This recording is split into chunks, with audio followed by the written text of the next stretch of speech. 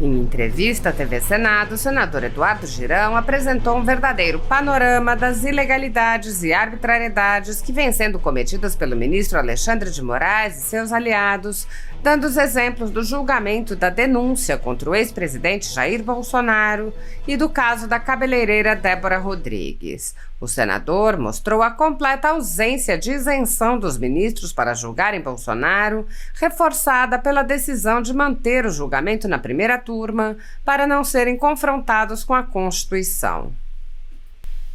O senador Eduardo Girão comparou o caso de Débora com exemplos de vandalismo e depredação promovidos pela extrema esquerda e disse: "A pressão funcionou. Débora a caminho de casa.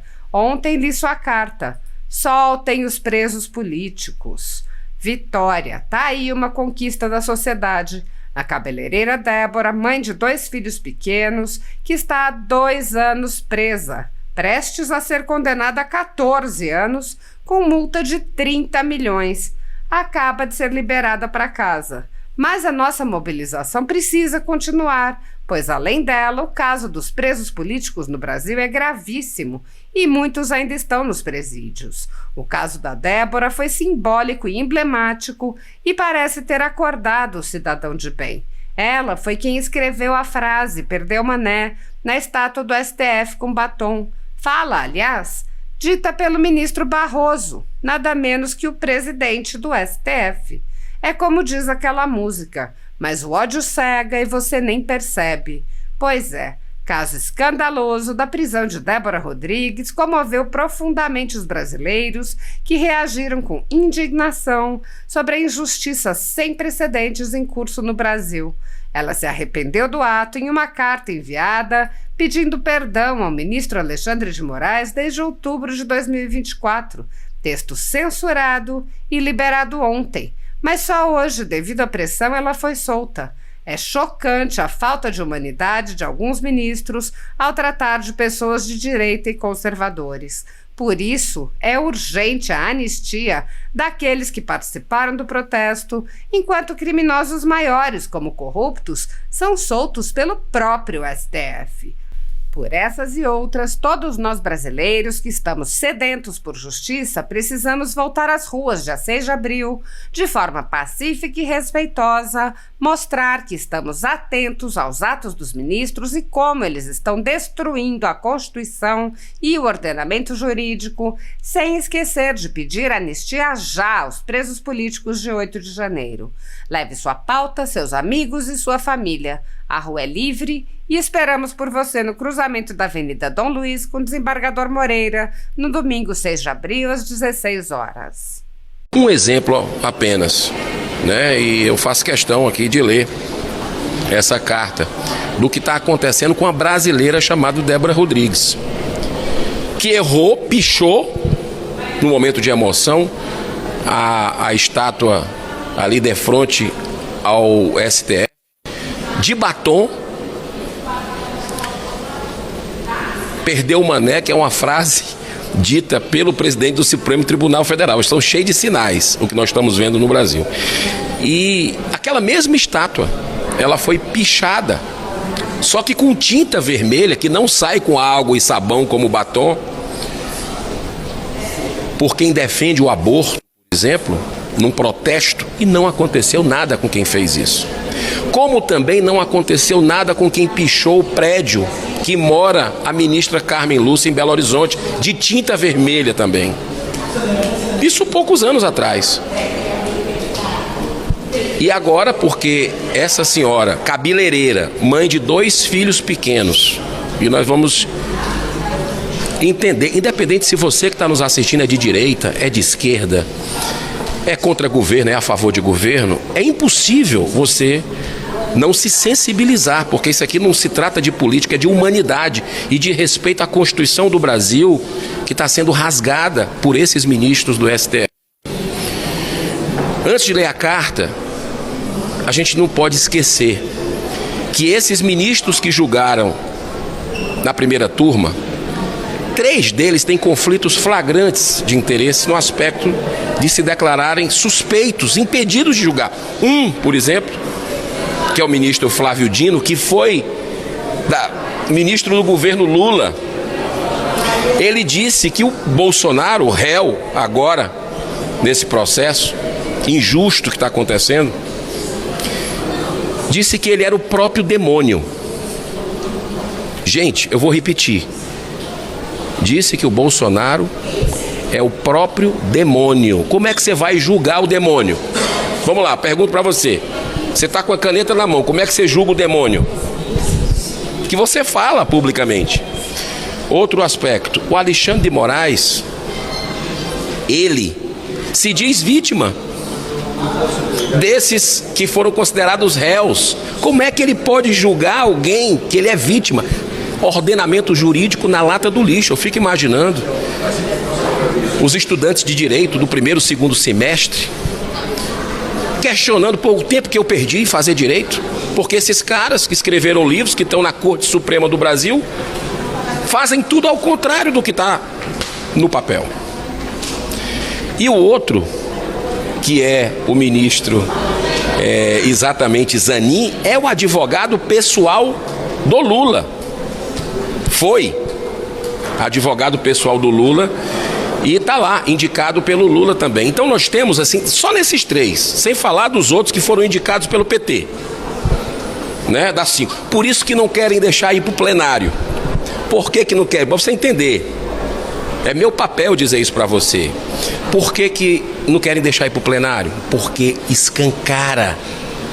Eles vão levar uma aula, por exemplo, do ministro André Mendonça, que vai ler a Constituição, ler o que é o devido processo legal e provar que eles não cumpriram nada. Desde a coerção ao principal, a base de toda a denúncia, que é o coronel Mauro Cid, uma coação que foi feita ao Mauro Cid, escancarada, ameaçando seu pai, sua filha, sua família. Mas eu vou ler aqui a carta da Débora, para vocês entenderem a gravidade disso aqui. 14 anos de prisão e 30 milhões de reais de multa. Os brasileiros, eu vou falar uma coisa, a gente percebe isso na rua, estão indignados com isso, porque está vendo todo dia o STF soltar traficante, soltar corrupto. Esse é o Brasil que a gente está vendo aí.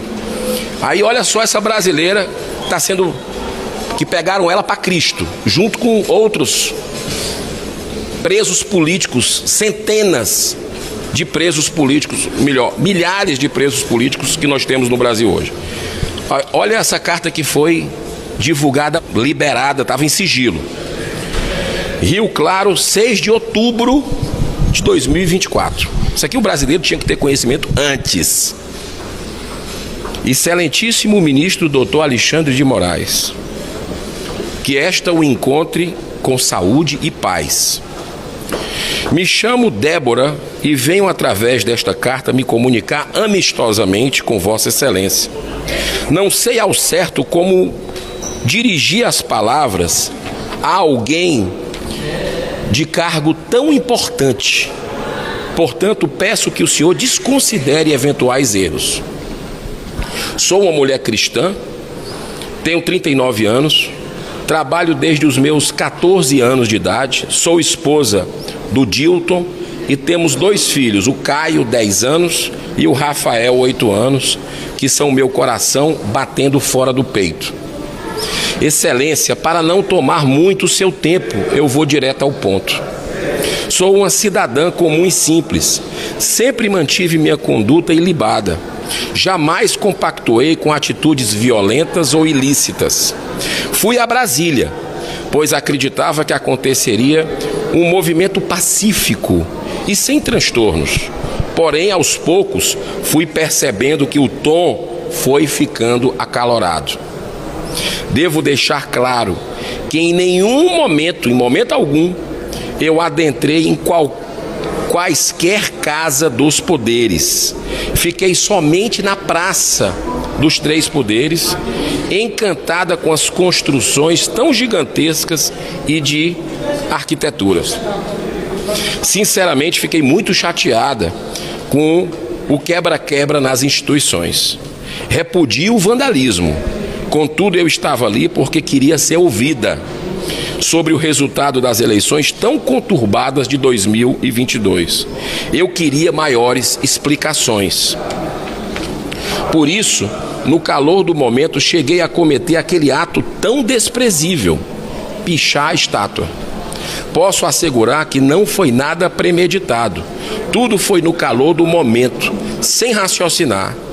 Estava próximo à estátua e um homem pelo qual eu jamais vi começou a escrever a frase. Pediu para que eu a terminasse, pois sua letra era ilegível. Talvez tenha me faltado malícia para rejeitar o convite, o que não justifica minha atitude. Me arrependo deste ato amargamente, pois causou separação entre mim e meus filhos. Neste período de 1 ano e 7 meses de reclusão, perdi muito mais do que a minha liberdade. Perdi a chance de ajudar o Rafinha na alfabetização. Não o vi fazer a troca dos dentes. Chorei de luto. Perdi 2 anos letivos dos meus filhos. Momentos que nunca mais voltarão. Meus filhos estão sofrendo muito. Choram todos os dias por minha ausência. Passaram por psicólogos a fim de ajudá-los a organizar os sentimentos dessa situação. Um castigo e uma culpa que vou lamentar enquanto eu viver. Excelentíssimo ministro Alexandre de Moraes, meu conhecimento em política é raso ou nenhum. Não sabia da importância daquela estátua, nem que ela representa a instituição do STF.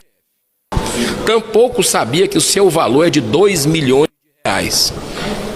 Se eu soubesse, jamais teria a audácia de sequer encostar nela. Minha intenção não era ofender o Estado Democrático de Direito, pois sei que o mesmo consiste na base de uma nação.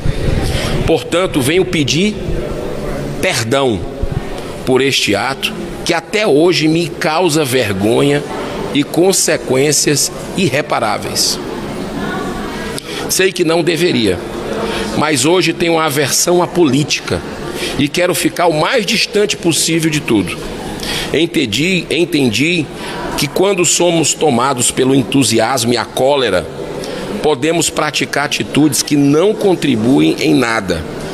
O que eu fiz não me representa e nem transmite a mensagem que eu sonhei em tecer para os meus filhos.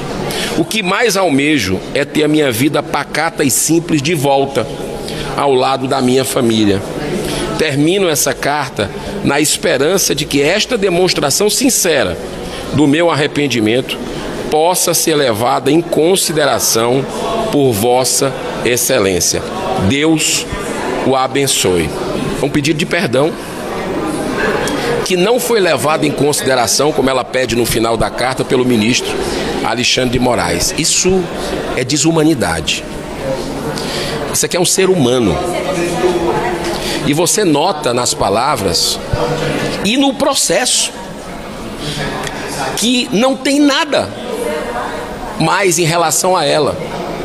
A única acusação dela é o batom, é a pichar. Por isso que ela está sendo condenada a 14 anos de prisão e a 30 anos e a 30 milhões de reais de multa.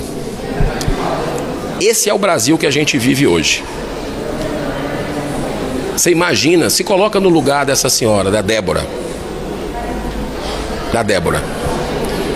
Não dá para você aceitar isso acontecer no Brasil, quando você viu.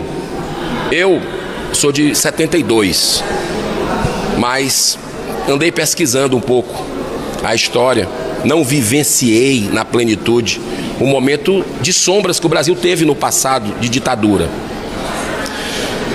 Mas teve anistia para assaltante de banco.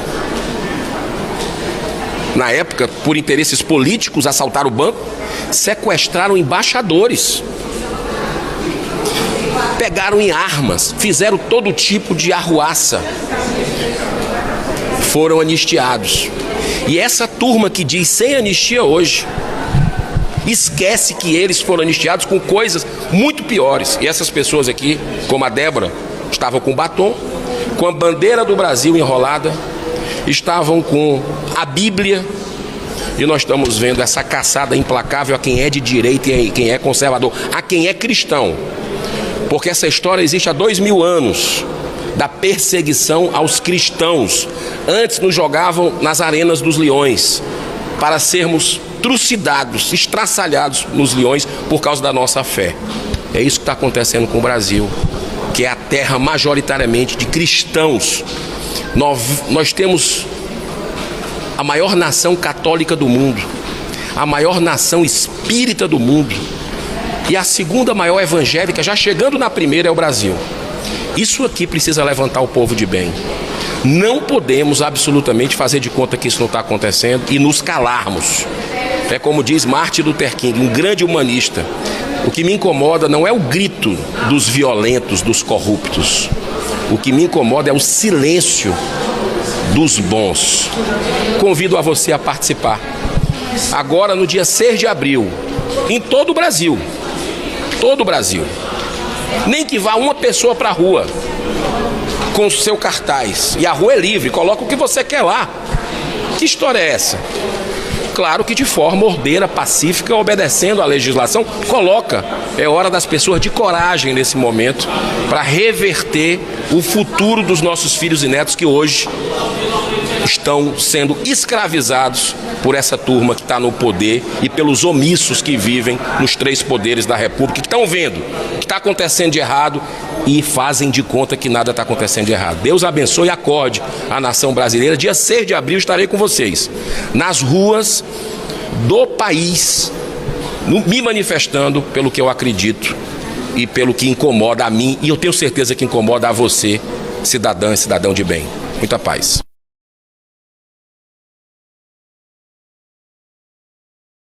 Apesar de alguns senadores agirem no limite de seus poderes para frear os atos autoritários de ministros das Cortes Superiores, a Casa Legislativa como um todo permanece cega, surda e muda, indiferente aos ataques à democracia, graças aos seus presidentes, que engavetam todos os pedidos de impeachment de ministros de Cortes Superiores que chegam às suas mãos. Os senadores há muito tempo têm conhecimento dos inquéritos secretos conduzidos pelo ministro Alexandre de Moraes, utilizando delegados da Polícia Federal escolhidos a dedo para promover uma imensa operação de fishing expedition contra seus adversários políticos, o desrespeito ao devido processo legal e a violação ao sistema acusatório são marcas dos inquéritos políticos conduzidos pelo ministro e já foram denunciados desde a ex-procuradora-geral da República, Raquel Dodge, que promoveu o arquivamento do inquérito das fake news, e também por inúmeros juristas, inclusive em livros como Inquérito do Fim do Mundo, Sereis como Deuses, Suprema Desordem, Juristocracia e Estado de Exceção no Brasil, Censura por toda parte. O ministro Alexandre de Moraes já foi chamado de xerife pelo então colega Marco Aurélio Mello, pelos excessos cometidos em seus inquéritos. Na imprensa internacional, as denúncias vêm se avolumando. O ministro Cássio Nunes Marques consignou em voto as violações de direitos humanos nas prisões em massa ordenadas por Moraes. Apesar das constantes denúncias, o Senado brasileiro segue inerte. Os senadores sabem sobre os jornais que foram estourados e tiveram todos os seus equipamentos apreendidos, como a Folha Política, e sabem sobre os jornalistas perseguidos, presos e exilados. Os senadores não apenas foram informados sobre a invasão de residências de cidadãos e apreensão de bens, mas também viram sem qualquer reação operações contra seus próprios membros, o senador Harold de Oliveira e o senador Marcos Duval. Os senadores sabem que muitos meios de comunicação vêm sendo censurados há muito tempo. Os senadores souberam sobre a prisão do deputado Daniel Silveira em pleno exercício do mandato por palavras em um vídeo. Os senadores sabem que o ex-deputado voltou a ser preso por supostas violações a medidas cautelares que tinham sido impostas em um processo extinto pela graça presidencial. Os senadores sabem que a graça presidencial constitucional foi cancelada. Os senadores foram informados sobre a perseguição a jornalistas que são censurados, impedidos de exercerem sua profissão e têm bens e redes sociais bloqueados. Os senadores sabem que ativistas passaram um ano em prisão domiciliar sem sequer denúncia, obrigados a permanecer em Brasília, mesmo morando em outros estados. Os senadores sabem das violações a prerrogativas de advogados. Os senadores sabem sobre a prisão de Roberto Jefferson, presidente de um partido, e sua destituição do cargo a mando de Moraes. Os senadores sabem da censura a parlamentares. Os senadores sabem que jornais, sites e canais conservadores têm sua renda confiscada. Os senadores sabem sobre as prisões em massa, sem individualização de condutas, sob acusações descabidas. Os senadores sabem sobre as multas estratosféricas e confiscos de propriedade. Os senadores sabem que crianças ficam presas com seus pais, sem meios de sustento, em cautelares sem prazo para acabar. Os senadores sabem que Clériston Pereira da Cunha, o Clezão, morreu no cárcere com um pedido de soltura, aguardando que o ministro se dignasse a apreciar. Os senadores sabem que outras pessoas presas injustamente só foram soltas após a morte do preso político no cárcere. Os senadores sabem que há outros mortos. Os senadores sabem sobre os exilados políticos. Os senadores conhecem muitos outros fatos. Mesmo assim, todos os pedidos de impeachment, projetos de lei, requerimentos de CPI seguem enchendo as gavetas do presidente daquela casa. Há 6 anos, o ministro Alexandre de Moraes conduz, em segredo de justiça, inquéritos políticos direcionados a seus adversários políticos.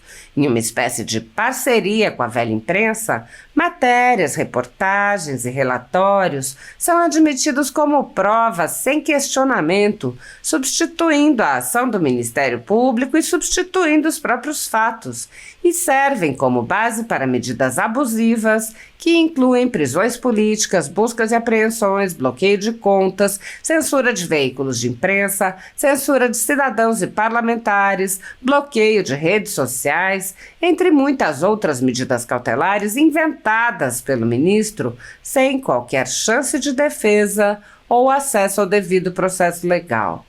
O mesmo procedimento de aceitar depoimentos de testemunhas suspeitas e interessadas e tomar suas palavras como verdadeiras se repete em diversos inquéritos nas cortes superiores. A Folha Política já teve sua sede invadida e todos os seus equipamentos apreendidos a mando do ministro Alexandre de Moraes. A renda do jornal está sendo confiscada a mando do ministro Luiz Felipe Salomão, ex-corregedor do Tribunal Superior Eleitoral, com aplauso dos ministros Luiz Roberto Barroso, Alexandre de Moraes e Edson Fachin. Todos os rendimentos de mais de 20 meses de trabalho de jornais, sites e canais conservadores são retidos sem qualquer base legal. Se você apoia o trabalho da Folha Política e pode ajudar, doe qualquer valor através do Pix utilizando o QR Code que está visível na tela ou o código ajude@folhapolitica.org. Caso prefira a transferência ou depósito, a conta da empresa Raposo Fernandes está disponível na descrição deste vídeo e no comentário fixado no topo. Há mais de 10 anos, a Folha Política vem fazendo a cobertura da política brasileira, quebrando a espiral do silêncio imposta pelo cartel midiático que quer calar vozes conservadoras. Pix ajude@folhapolitica.org. Assista. Senhor presidente, minuciosamente o depoimento aqui, o pronunciamento do senador Marcos Pontes, astronauta Marcos Pontes, do senador, meu amigo Carlos Portinho, vou ouvir do senador Cleitinho e ouvir de Magno Malta, de Damares. Eu acho que foi preenchido aqui esse espaço com muita serenidade e verdade. E o senhor falou uma coisa que tocou profundamente no meu coração. A vida é passageira. Exato. Passa assim, ó, ninguém sabe amanhã, o dia de amanhã. O senador Carlos Portinho foi, daqui a 50 anos, eu não estarei provavelmente aqui, ele falou dali. Mas a gente não pode esquecer da imortalidade. Isso. Da consciência. O que é que nós somos?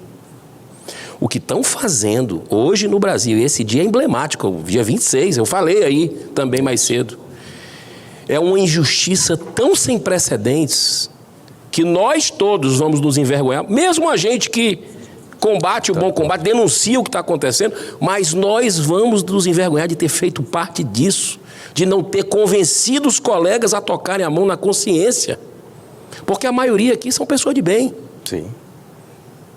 Ah, mas é porque o viés é diferente, ficar calado, rasgando a Constituição, mas rasgando. A senadora Damares falou agora, Cleitinho, na minuta do golpe, que ela viu outros golpes aqui, eu como ativista vi golpes aqui, assinados, documentado, assinado. Esse, que é do Estado de Defesa, nem sequer foi assinado. É um documento que rola aqui. Rapaz, é um negócio escancarado que está acontecendo. Vergonhoso. Só não levaram para o plenário, senador Carlos Portinho, porque iam abrir a Constituição lá. Eu tenho certeza que o ministro André Mendonça faria isso. Ia ser uma vergonha, porque já estão com tanta vergonha que tem gente que foi até para o Japão para não ter que dar entrevista, para não ter que comentar. Foram no fuso. Diferente. No fuso totalmente do outro lado do mundo. Para não ter que falar sobre essa vergonha, porque são homens públicos, tem que falar. Nós não estamos nos esquivando, não, nós estamos falando. Não adianta virem aqui ler, como nós tivemos aqui na Câmara, outros colegas de pensamentos de outra forma política, ideológica, ler argumentos de narrativa insustentáveis do ponto de vista do ordenamento jurídico deste país. Exato. Então, tudo que a gente planta, a gente colhe. Senador Exalci fechou com chave de ouro como o senhor. A plantação pode ser feita, mas a colheita é obrigatória. Semeadura é livre. A colheita é obrigatória. Eu sou espírita e vejo isso com profunda comoção com colegas, com juristas. Eu recebi uma mensagem aqui, senador Magno Malta, dizendo, porque eu tenho colocado em entrevistas, que nós estamos na ditadura do judiciário. Eu digo na entrevista. Alguns juízes mandaram aqui mensagem. Rapaz, não fala de ditadura do judiciário porque eu não concordo com isso. Aí eu falei aqui, não vou citar o nome por questão ética. E o senhor tem se posicionado com essa ditadura do STF, que não deixa de ser uma parte da ditadura do judiciário? O senhor tem escrito em jornal? O senhor tem ido dar entrevista? Ou tem medo de perder o salário no CNJ, de receber compulsoriamente a sua aposentadoria? O que é que vai deixar para os filhos, para os netos, com essa covardia? É hora dos homens de bem. É hora dos homens de bem. Quando o senhor sobe aí, Portinho, Magno Malta, nessa ditadura do judiciário que a gente vive, sabe o que acontece, amigão? Sabe o que acontece, para encerrar? Nos 30 segundos. Nós estamos colocando alvo nas nossas costas.